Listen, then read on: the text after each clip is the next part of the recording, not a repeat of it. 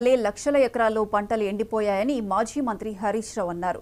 ఖమ్మం జిల్లా రైతులు ఏం పాపం చేశారని, సీతారామ ప్రాజెక్టు పూర్తయిందని మంత్రులు చెప్పారని మండిపడ్డారు. మరి వైరా దిగువన ఉన్న రైతులకు నీళ్లు ఎందుకు ఇవ్వడం లేదని ప్రశ్నించారు. రుణమాఫీ చేస్తానని భద్రాద్రి రామయ్యపై ఒట్టేసి మాట తప్పారని విమర్శించారు. వరద బాధితులకు ఇప్పటి వరకు పూర్తి పరిహారం ఇవ్వలేదని హరీష్ రావు ఆగ్రహం వ్యక్తం చేశారు. రొటీన్గా అంటే ఎంత సీరియస్గా తీసుకోవాలి? కింద 2.5 లక్షల ఎకరాల పంట ఉన్నది. ఆంధ్రప్రదేశ్ది కలుపుకుంటే 3.5 లక్షల ఎకరాల పంట, కొన్ని లక్షల మంది రైతుల జీవితాలు ఎంత సీరియస్గా ప్రభుత్వం తీసుకోవాలి?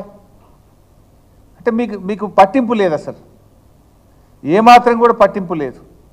జిల్లాలో 3 మంత్రులు ఉన్నారు. పొంగులేటి శ్రీనివాసరెడ్డి గారు, బట్టి విక్రమార్క గారు, తుమ్మల నాగేశ్వరరావు గారు. 3 ఈ గండిబడ్డ కాలువ పక్క నుంచే పోతారు. రోజు ఖమ్మం పోవాలంటే ఆ రోడ్డు ఈ గండికి 100 మీటర్ల దూరంలోనే పోతుంది. దాన్ని పక్కకెళ్ళే పోతున్నారు. మరి 23 రోజుల్లో కనీసం వీళ్ళు ఒక 10 సార్లు పోయొచ్చు ఉంటారు ఖమ్మం. ఆగి ఆ గండి ఎందుకు పూడుస్తలేరు, ఎప్పుడు పూడుస్తారని ఒక రివ్యూ చేసేంత తీరిక కానీ కన్సర్న్ కానీ మీకు లేదా అని అడుగుతా ఉన్న ఖమ్మం జిల్లా మంత్రులకు. ఇక మాట్లాడమంటే దునియా మాట్లాడతాడు ఈ ముఖ్యమంత్రి గారు, మంత్రులు. మేము ఆకాశాన్ని దించుతాం, సూర్యుడిని వంచుతాం, మేము ఇటున్న సూర్యుడు అటు పొడిచినా, అటున్న సూర్యుడు ఇటు పొడిచినా చేసి తీరుతాం. డైలాగులు కొట్టమంటే వీరే డైలాగులు కొడతారు. 22 రోజుల్లో ఒక గండి పూడ్చడం చేత కాదా నీకు? ఇక మాటలు మాట్లాడడం అంటే ఆకాశాన్ని వంచుతాం, సూర్యుడిని దించుతామని మాట్లాడతారు.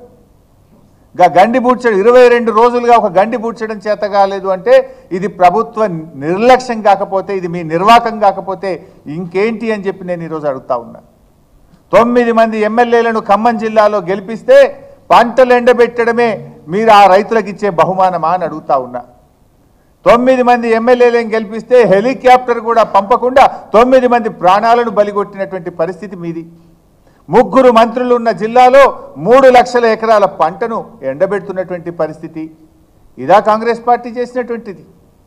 ఒక మాటలో చెప్పాలంటే ఈ ప్రభుత్వానికి కూల్చివేతలు తెలుసు తప్ప పూడ్చివేతలు రావు. కూల్చివేతలు తప్ప పూడ్చివేతలు వచ్చినట్టు లేదు ఈ ప్రభుత్వానికి. హైడ్రా పేరు మీద పెద్ద డ్రామా నడుపుతున్నారు. ఇక్కడ కూల్చివేతల పేరు మీద పేదవాళ్ళ ఉసురు పోసుకుంటున్నారు. అరే లక్షల మంది రైతులు అక్కడ నీళ్ళు ఎప్పుడు వస్తాయని కళ్ళల్లో వత్తులేసుకొని సాగర్ నీళ్ల కోసం ఎదురు చూస్తుంటే గా రైతులకు నీళ్లు ఇవ్వడం చేత కాదా? మీ ప్రాధాన్యత ఏంది అని అడుగుతున్నా. పేదల ఇల్లు కూలగొట్టడం మీ ప్రాధాన్యతనా? లక్షల ఎకరాల్లో పంట ఎండిపోతుంటే ఆ మరమ్మత్తు చేసి రైతులకు సాగు నీరు అందించడం మీ ప్రాధాన్యతనా అని నేను అడుగుతా ఉన్నా.